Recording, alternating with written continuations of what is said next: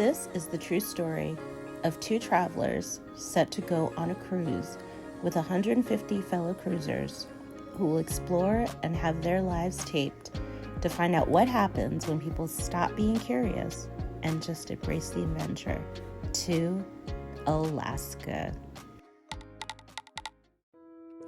So we landed in Seattle and caught an Uber to our hotel, the Fairfield Inn, which is about a 25-minute drive from SeaTac Airport. We called it a night early, so we didn't get a chance to explore Seattle, but we were up early the next day and ready to board the ship. This is our second time on Celebrity. Our first time was on the Celebrity Summit in 2018, which is a much older ship. The Edge was the first of the Edge class ships in Celebrity's fleet, so we were excited to try it out. Embarkation was easy. We dropped off our bags with the porters outside the terminal and headed through the security stations pretty quickly. Once on board, we headed straight to our muster station located at the end of the art gallery on deck 5. Next, we headed to deck 6 to see if our room was ready since we were a little early. Since it was, we dropped off our bags and headed to deck 14 for some lunch at the Ocean View Cafe. Check out the link in the description for the full room tour.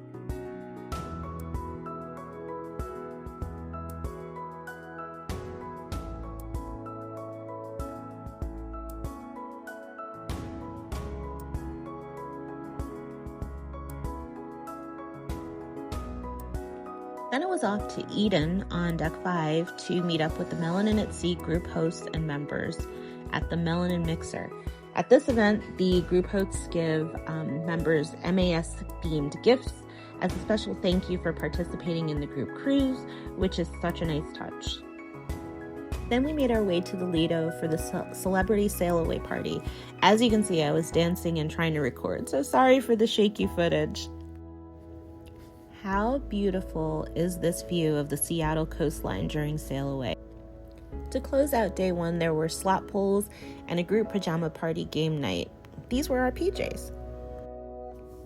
Day 2 was a sea day, and I wanted to see if I could see some whales, so here's how that went.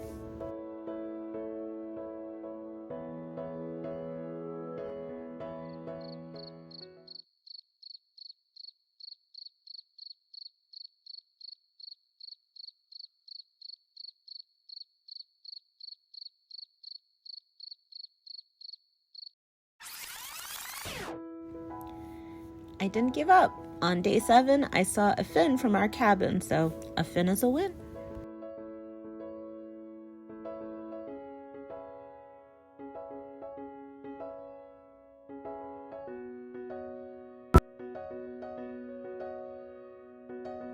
Let me know in the comments below if you see any other movement in this video.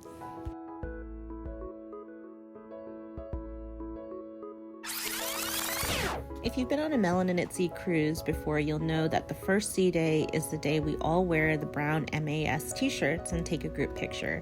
Here's us after the picture at Eden in our matching t-shirts and sweatshirts.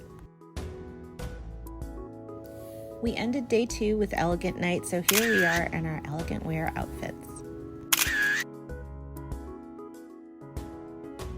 On day 3, we touched down on our very first Alaskan port, Ketchikan. Check out this beautiful view of Ketchikan from our room. It's a small town with a population of about 8,000 people and known for its totem poles, rich Native American culture, and affectionately called the salmon capital of the world. We also had to set our clocks back 1 hour to local time, so we were up extra early.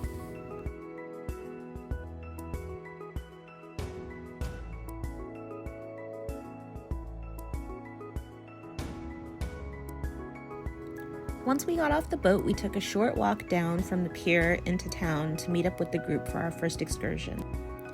For day 3, we all wore matching outfits. You can see us all here in our matching lumberjack print. Once we were all assembled, we boarded our tour bus and made our way to George Inlet Lodge for an all-you-can-eat crab fest. Do not let this image fool you. The meal started out with a salad, 3 large helpings of Dungeness crab, and ended with a slice of delicious cheesecake.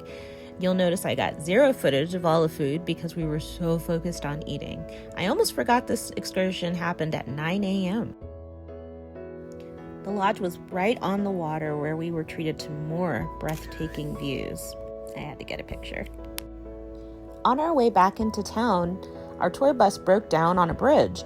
While this was somewhat problematic because we had another excursion we had to get to, we were treated to the sight of a bear fishing and bald eagles flying. So it kind of became a free wildlife excursion.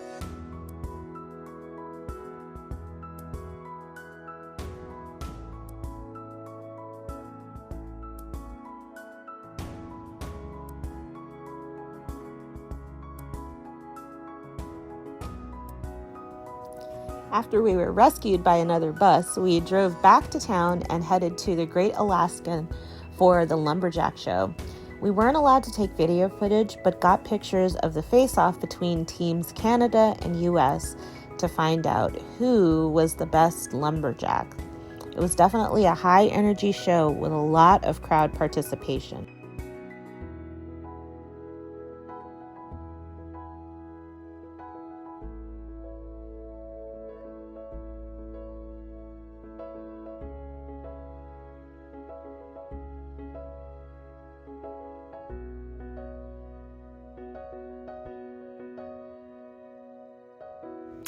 In true Melanin at Sea fashion, we got not one, but 2 group photos under the Ketchikan city sign. Once back on board, we took a short rest and then went to see the Feel the Funk show. The show was pretty good with talented performers and a mix of some old school funk and even some Cardi B sprinkled in. Afterwards, we headed to the Cosmopolitan restaurant for dinner, one of the 4 main dining rooms on board. On this sailing, we ate at 3 out of the 4 and were very happy with the menu selections and quality of the food at each restaurant. On day 4, everyone headed to the top of the ship between 5 and 6 a.m. to be able to catch a glimpse of the amazing Dawes Glacier. I don't think anything prepares you for the beauty of the landscapes.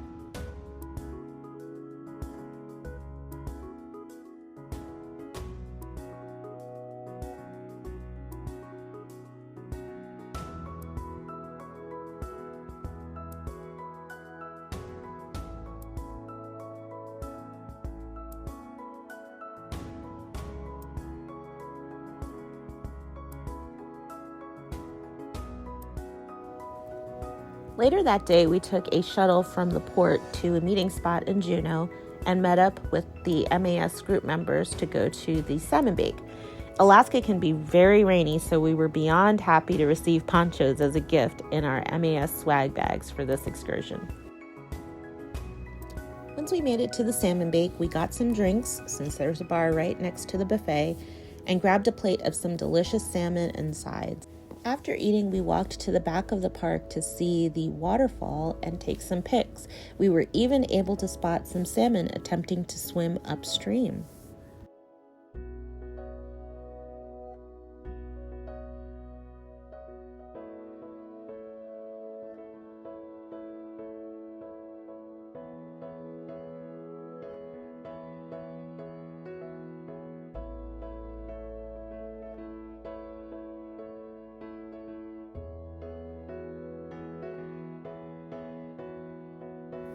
Once back on board the ship, we headed to the Martini Bar on Deck 3 for the White Party.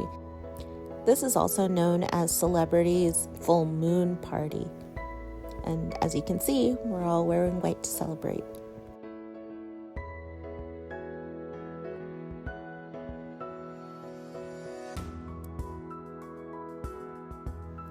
Here we enjoyed a live DJ, live entertainment, and live performers, so it was a really good time.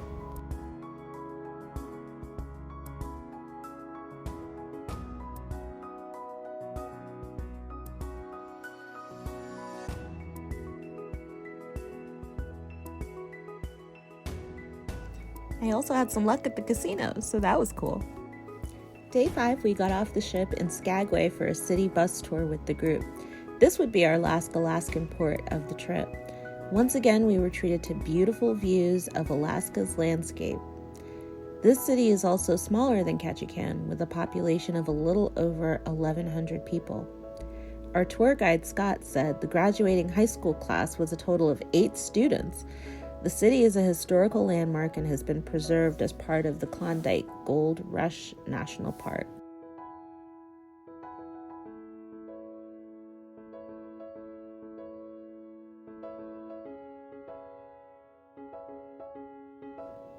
Our first stop was actually on the highway up to the summit to have some spring water from one of the many waterfalls alongside the road. The water was probably the best water I've ever tasted. Definitely bring a water bottle with you if you're interested in doing this excursion so you can save some for later.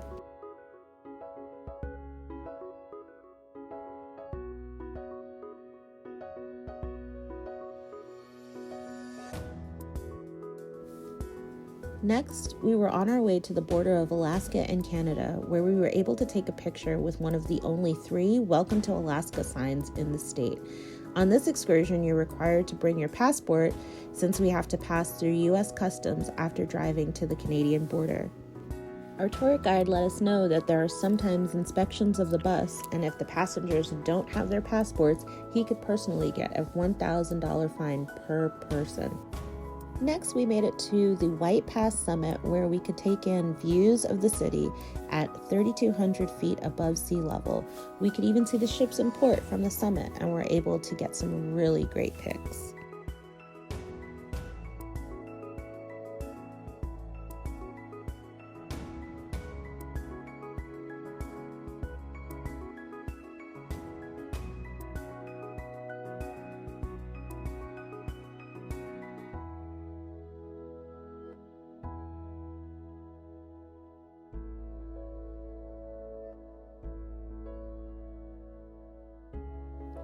The last stop on the tour was to the Gold Rush Cemetery, final resting place to some of Skagway's earliest residents.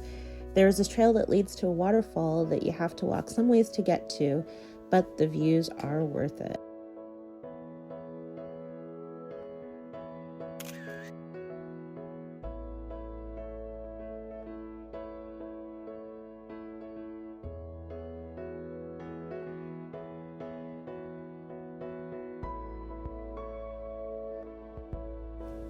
After the tour, we headed back to town and stopped into the Bonanza Bar and Grill for lunch with friends and scored some delicious eats.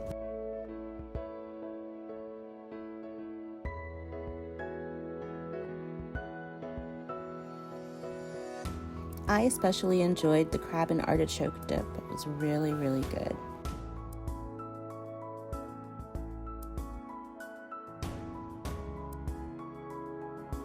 These were our outfits for the denim and diamond theme party that night to close out day 5. Day 6 was a sea day and we slept in. Oxtails were being served in the Ocean View Cafe, so we were thrilled. I had at least 2 plates. Abby liked my outfit, so I let him take my picture. Later that night, we had the final event of the Melanin at Sea cruise, the 50 Shades of Melanin party. The evening included past champagne and drinks, past hors d'oeuvres and snacks, and nonstop music. There were also prizes given for Best Dancer, Best Dressed, and the crowning of Mr. and Mrs. Melanin at Sea. All in all, it was a great way to close out the Melanin at Sea events. Our last day of the cruise, day 7, the ship was at sea for most of the day, set to dock in British Columbia, Canada at 5 p.m. We headed up to the Ocean View Cafe for a seafood lunch. This was our view of the Ovation of the Seas from the Ocean View Cafe headed to Canada. We used this day as a sea day to start packing our room. For our last dinner, we headed to Le Petit Chef to celebrate birthday dinner with our new friends from the group. We were treated to a fully animated culinary experience and absolutely delicious eats. Rich was able to get the group a 50% off discount for any group member that attended the restaurant on our sailing, which was really amazing. We ended the night with some silent disco, a stop at the club, and a rooftop lounge hangout with the group. Thank you for watching, and if you like this video, please give it a thumbs up and subscribe to the channel for more travel content. See you on the next video.